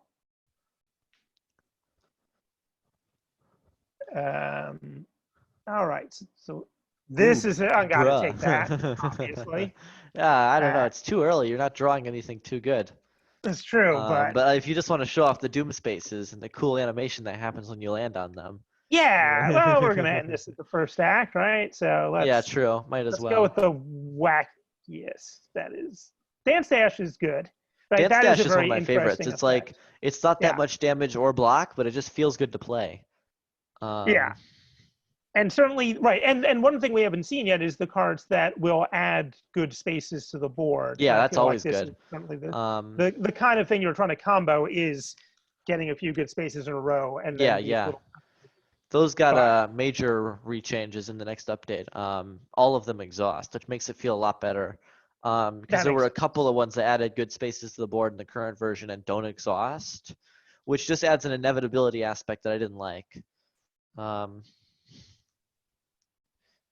yeah, the doom Well, spaces. I mean, having death as a downside is really fun. right. And well, especially because as there's nothing in this. You'd never move unless you did it, Did it. Yeah, right? So you're never you forced to should move never land on a doom space. It just unless is you going to decide to. prevent you. Yeah. Right. There are cases where if you play bruh enough times, you'll be forced to like not play any cards that move or you'll die. Um, Right. I mean, it's a very interesting aesthetic decision that you decided to say that they kill you instead of just they cannot be moved on to. And like then if you draw a well, I card that wanted to allow the player to right. mess up. I think that's a very good Right. it's not a good Yes, yeah, feeling, yeah. but it's an "ooh, I'm a dummy" feeling, which I think It's an is important it feeling. gives you an avenue to increase your skill without actually making you think too hard, which isn't always a bad thing. Because not don't play a card when it kills you isn't like a skill you need to train with intense thought. It's just taking it a little slower, which is what I Right. was going for. Well, and right, and it was you're the one who took the damn card. Yeah, exactly. It's also your fault. But Uh, in the new update, if you like are about to play a card that makes you land on a doom space, the hover preview instead of being white will be bright red. So I made sure to even throw it in your face a little bit more. Um, interesting.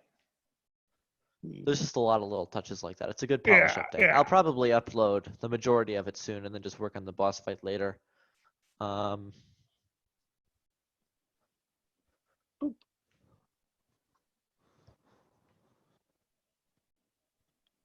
Well, do I want a bruh? You I guess I don't need to. don't need to bruh. You could bruh in hopes of drawing the extended jump, which would end the combat, but Right. you don't really need to. You could Yeah. bruh just to look at the. I'll save it for when I actually would find it useful. I'm sure it will. Right. It also similar to like Battle Trash in Thornton, in that that's Fabricate Friend. That is a card I removed, I believe. That's a crazy one. Wow. It's just it was too crazy that has for a me good synergy with bruh. to. Yeah, I really like the idea of having some kind of friendly minion on the board, but in effect, in actual gameplay, it's too much to pay attention to, and it feels Yeah. more awkward than it feels like smooth. It makes the gameplay feel raggedy, where you're like every moment you're playing a card, you're like, ooh, how will this move both of my characters? It removes the flow from the game, so I think I removed it in the next update. That makes a lot of sense, right? That this character, like, again, what I really like about it is it gets close to it. Yeah, Fabricate Friend Yeah. pushes it over the line into something where you're like, every card you play just gives you a lot of thinking time, and it was just too much. Yeah, there's an Um, right. There's a cliff there, right? I mean, a thing I press on my students again and again and again is this kind of like litmus test of like landscape complexity divided by cognitive overhead. yeah, Right? Trying to exactly. keep that ratio as high as possible, where the world is interesting and complex, but you feel smart, like you can Yeah, just yeah, you read got to be it able to dive in. right, And and it's a Fabricate tipping Friend point makes there, it too deep. Yeah, right? It's yeah. just it's interesting, but that The complexity is board gives you the opportunity to do smart things, but it doesn't make you like take everything that slowly. Whereas Fabricate Friend suddenly raises the depth so high. Um, right. But leaving it as a rare card, I'm not saying you should, but like leaving it as a rare card option at least does. yeah, I Beg thought it the would point. be. Well, if you like this brains, if you like, patting your head and rubbing two stomachs, it's here for you. But right. Yeah, But I think I realized it was bad when I was in the Slay the Spire Discord chat and someone had pinged me with a screenshot of the game, and there were two drones on the battlefield, and I looked at it and I said, "This is too much. I have to remove the card." And he said, "No, I'm having so much fun." And I said, "You're looking at three different spaces every time you play a card. It's too much." Yeah. right. But Even some beyond stacking, just one is a lot from my personal experience. Um, it could be yeah, a there's relic. there's a funny thing of like just it turning into when right, the paradox of like when the cognitive skill comes high enough, it just becomes pachinko. Yeah, Where you're just exactly. like, I just like seeing I like just or you just give up and you just play the cards and see what happens. right. That's the Um, fascinating thing with that Jorb's Wanderer mod, right? yeah, Jorb's that was what Domain. ended up happening for me whenever I played it. Is just that I didn't vibe with that mod too well. There's a lot of intra-combat effects, like putting fire bonus damage onto each of your cards, all the memories that have inter-combat effects. But I think it stacks up to feel as like, rather than something that melds with the pure gameplay, it feels superficial to me, I think is what happened. Yeah, it's a lot of well, what's interesting to me about it is that it is right. He is a guy who mostly plays at Ascension 20, high level streamer, has made this character quote unquote balanced for Ascension 20, but it has this interesting effect where like if you really like if you want to have all those gears turning your head for what are, as you say, like fairly modest effects, but like I'm sure that character can be interesting to min max if you're like making spreadsheets and like Yeah. really thinking through in that way. But because it's balanced for such a high ascension, it's kind of fun to play through as a normal Yeah, you person. can also just play through and just swipe up big cards. There's a You couple just of cards where you do just, yeah, random exactly. stuff happens, you're really unsure why. It's And you just just kind like of roll with it. And it's crazy okay. Hearthstone combos. Yeah, it's fine. It's just, Right.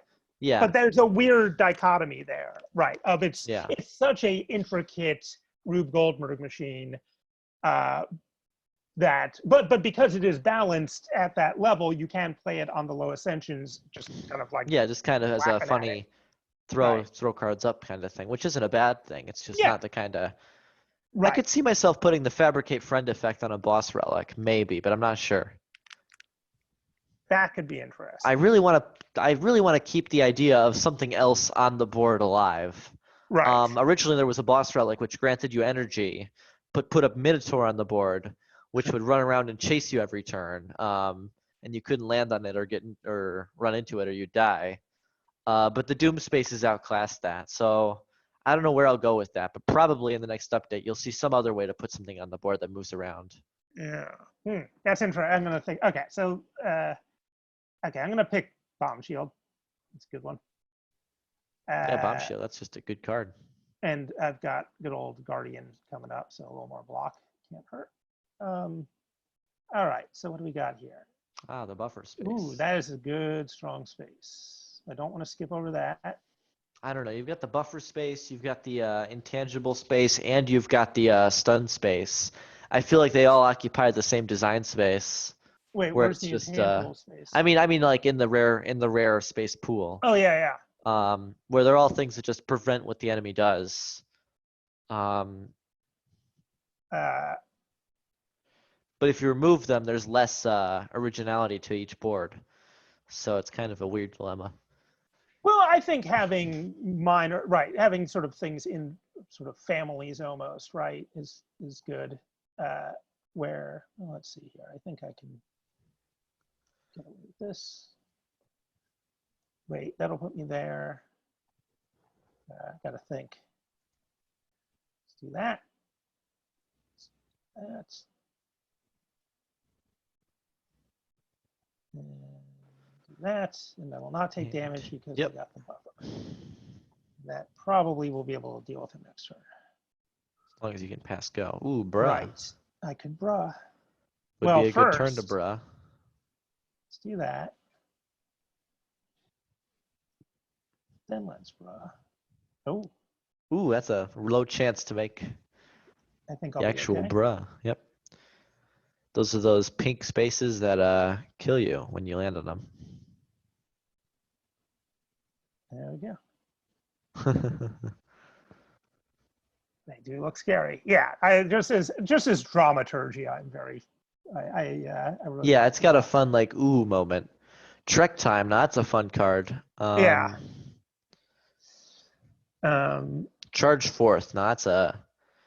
Don't know how I feel about that card. It could probably have a little damage or something because it's just Right. This effect is a very interesting effect. It's interesting, but it's like basically equal to whatever the next like positive space on the board is. So I mean, I guess it could. That's a weird just upgrade. Be move ahead to the next space, but that is a very strong upgrade. Because that basically makes it like a flash of steel. I guess it's fine because like it's a move, so you don't always want to move. So sometimes it won't be a good. It won't be like a flash of steel where you always play it. It's probably fine. That is an interesting upgrade, though. I think. So right, you can. Well, rubber band is you can only hold 3 potions. So if you're having a strong run, you're probably not using them, and then you end up kind of wasting them. I never end up using my potions. It's probably why I always end up taking Sozu. Yeah.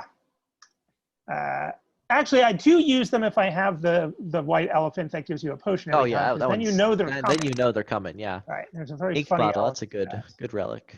Ink bottle is a nice, strong. Okay, let's not be cowards. Okay. Oh, right. And actually, because this is an AoE effect. Yeah, the go being AoE is particularly strong on this. Okay. Oh, we've got. We're gonna. You've got a pretty good opening. Yeah.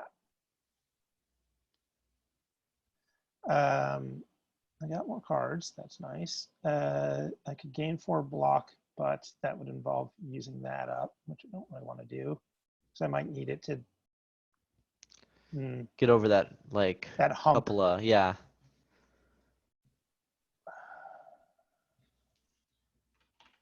I mean, I don't.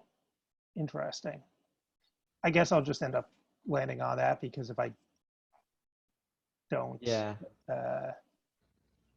it's a good way to do it. Yeah, but I got plenty. Got plenty of block. All right. And right, these thorns are going to be very useful against the Guardian, which is why I grabbed those. I should have counted. Oh, this is fantastic. Yeah, that's really good. The AoE there. Yeah.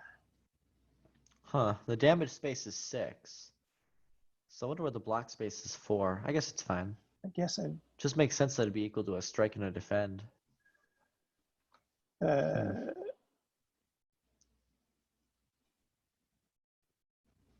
Oh, crap. Oh, well, it's fine.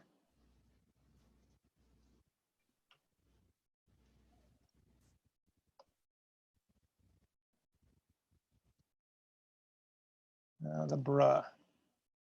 Bro would be very good with this, actually, right? Because Yeah, here. yeah. All right. Okay, let's just not go on those spaces. That's the plan.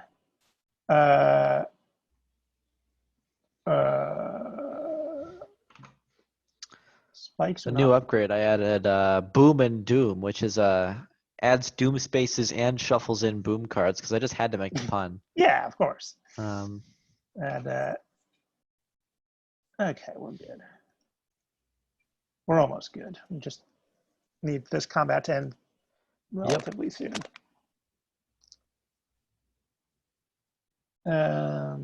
Okay, this is actually quite helpful. yeah, In you can terms of move. just controlling the board. Controlling the move will let you get past those Doom spaces without much of an issue. Yeah. I made a synergy and I didn't even think about it. How good I am.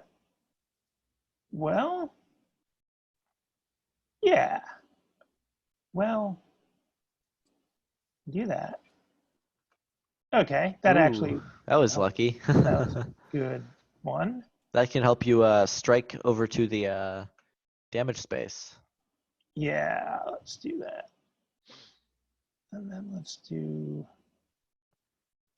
I guess, that. And then it doesn't matter. I'm good. Beautiful. Dreamcatcher. Ooh. These are right. The rares are always right. This is where Not Spatial Mastery. I'm not sure about that card. Might have removed it. I'm not sure if I did.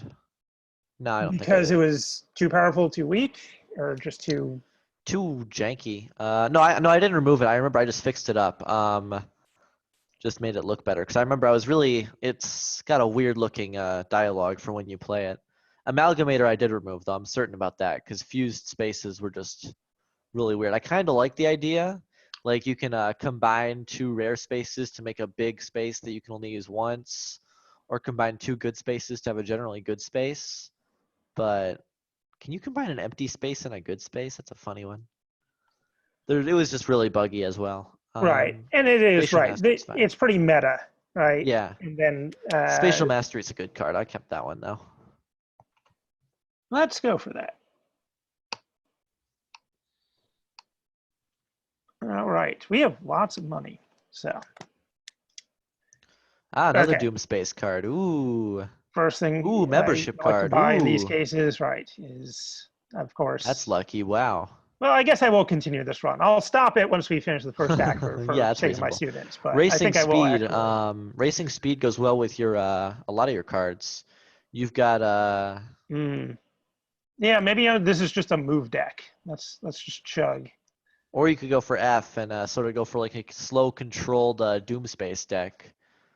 That seems very dangerous. But it's very dangerous, yeah. I really like F. It's good.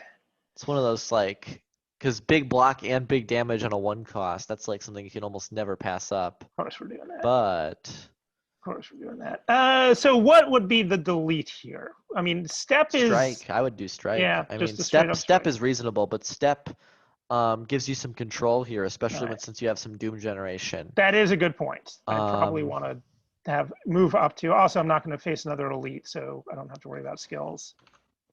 Boy.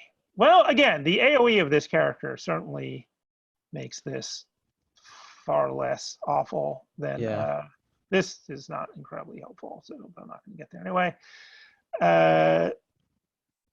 Sure. I'll do that.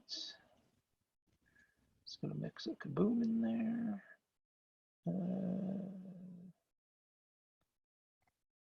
This does 3 damage, so I can at least get rid of you. Get those booms. Booms are AoE too. Yeah, there's not many direct AoE effects in Bandit. There's more ways to generate AoE damage. Right. No, that's it. So, right. Are there really AoE cars, or is it all there's I think spaces on the there's board? one. I think there's like the bum rush, which goes back. It used to be going backwards.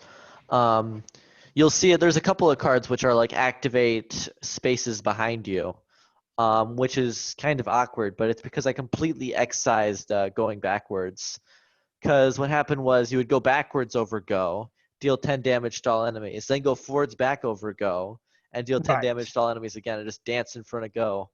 And that was very silly. Yeah, spatial mastery is pretty good. good. That's a card I'm happy with. It's just a funny. Just a good, powerful rare Yeah. that you're happy to see. Eh, I don't know. I guess I'll keep the energy because with the Yeah, rough. I don't find the blessing to be too good. Go Blast. Now that's a fun card. The upgrade is my favorite. Really, really Because it funny makes it upgrade. an It makes innate, it right? innate, so it's basically Right. a free damage, 8 damage every single combat. Right, because you, of course, are starting out on go. So that is If only you could sell short that.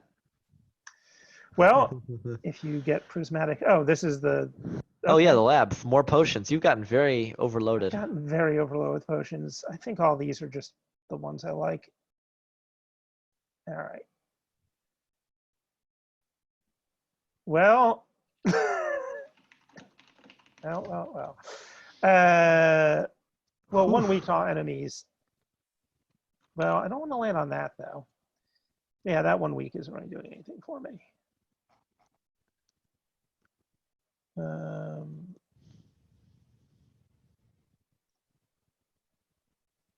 Oh, funny.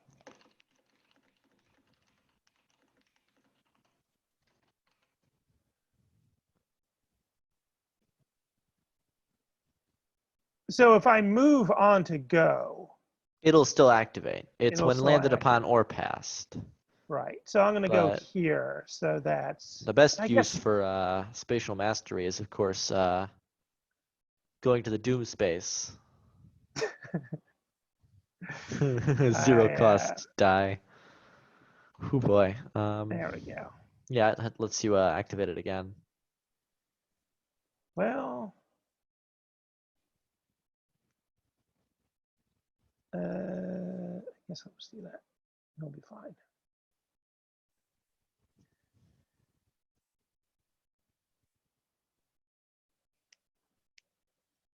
Yeah. There you go. Fire potion. I would Wow. wipe clean. That is the card I was looking for without even that really is very good realizing. with Doom spaces. Yeah, Yes. this card got a lot of changes. It used to just empty out the entire board.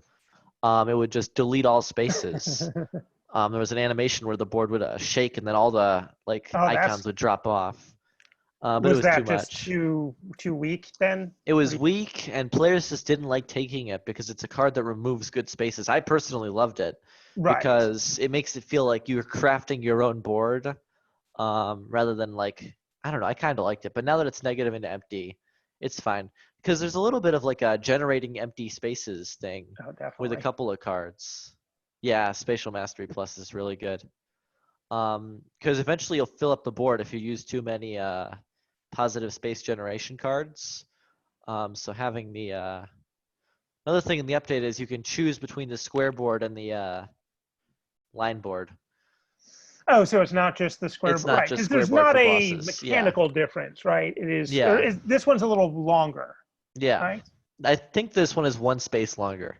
Okay, but basically that's not the point. It's just which one looked more approachable, Yeah. and just didn't get in the way of other UI things. Okay, well, gaining strength is always good. So that's not actually going to do that. Well,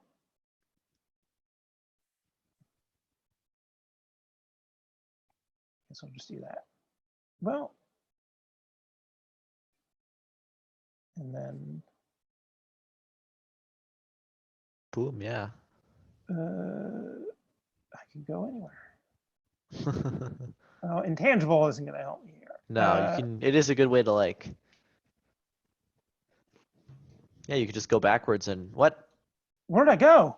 Oh, geez. Yeah, I fixed this in the update. Yeah. You can disappear when moving. Oh, There you go. oh, Yeah, you'll reappear. yeah, It's just a weird little thing. all right, that was a good turn. I got 2 strength out of it. F. Well, first, let's get some vulnerable on this little fella. Uh-oh. Then let's get intangible, so I Yep, don't have to care that's a about good his one. dumb attack. Then that'll put me in jail. I don't like that. Do that. And just let it ride. So, right, I got to get him. Yeah. That seems good.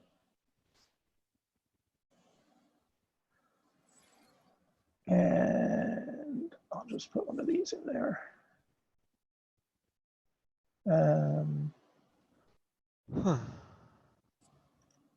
Sure. But yeah, there's just a lot of like your board can affect the way you go. Like in this round of the boss fight, you're scaling up your strength, whereas usually in other combats, if you had more like a couple of weak spaces, a couple other spaces, you'd be scaling up in different ways and trying to Right, fight that's the differently. other That's vector yeah. that it brings in that is kind of a randomizing factor to the combats is you don't know, right. You don't know what yeah. I'd like to do that better if it was possible, like to have more of like a how in Dominion the board makes every combat like well not the board, but the layout of the cards that you're dealt right. I mean, makes that's the game, makes right. each game different. To kind of emulate something like that in the board would be neat. Yeah. No, but even Make it that element of it, of just, right, this is very much a combat where I'm just very focused on nailing those yeah, nailing the spaces. strength spaces, just sort of having more of that. There used to be dexterity spaces, but I don't like dexterity as a mechanic in general. So wipe clean's in there. It does exhaust, so Yeah, I only get 1 shot at it. but you might as well use your doom spaces. Right. Uh-oh. Well, I didn't land on it, so I'm How'd that fine. happen? I'm fine. How did that happen? Oh, right, I see. It generated under you. Yeah, yeah. Right. Yeah, I used to exclude the space you're on, but I figured it's fine.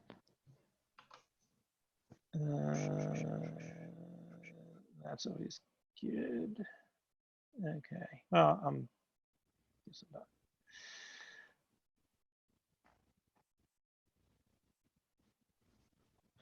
And wipe clean, right, is not ethereal, so I can let it go around. Yeah, you can let it keep going.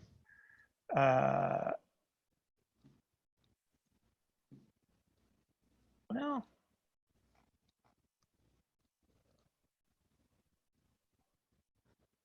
I mean, yeah, I don't want to. Well, whatever. I can take a little damage.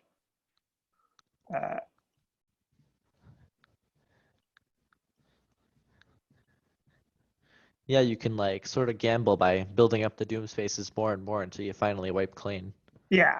Now that's what I want to do. That sounds like the most fun thing you can do with. Let's see. All right. If I run all this.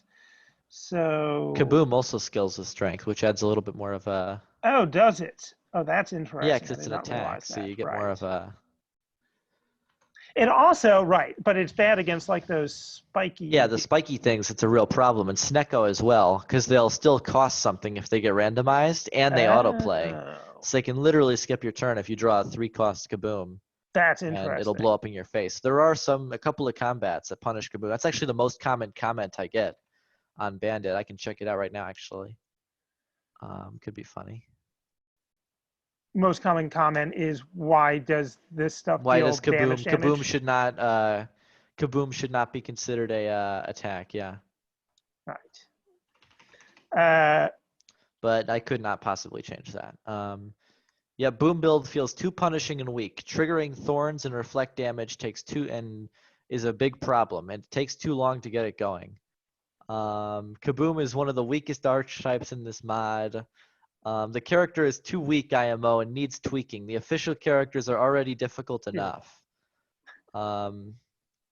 Strength and dexterity should affect. Ooh, there you go. You wiped it clean. That's a nice looking board. Wow.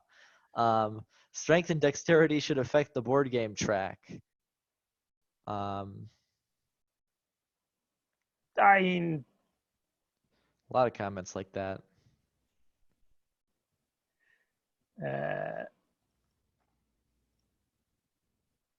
I don't like that kabooms count as cards played. It interacts poorly with the Velvet Choker and with Time Eater as well. Kind of makes it not worth it.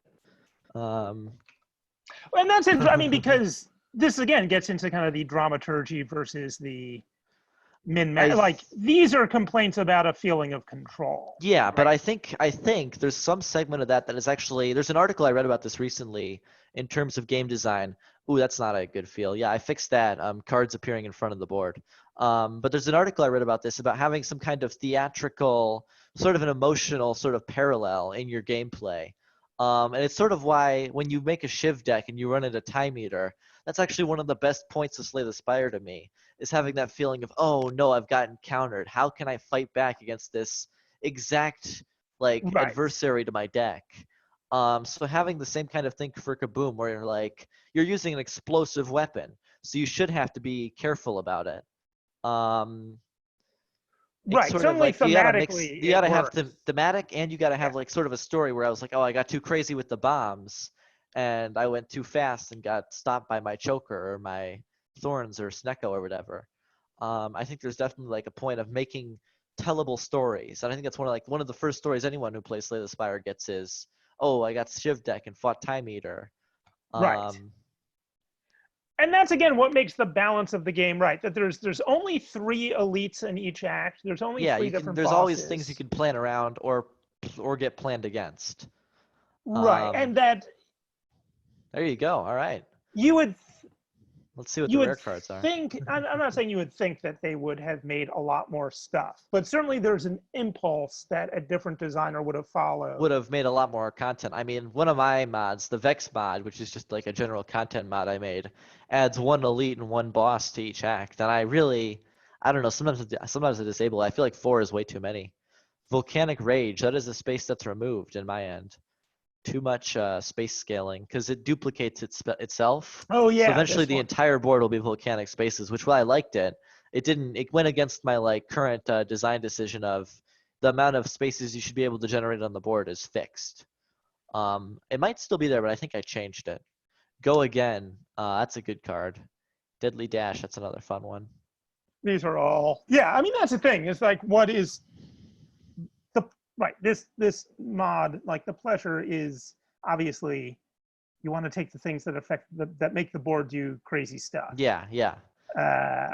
And you can have builds that subvert that after you've played it a few times, and but even then they still have to be pulled off really well. Either you have to lean into Kaboom or go in full on Doom if you want to subvert the board.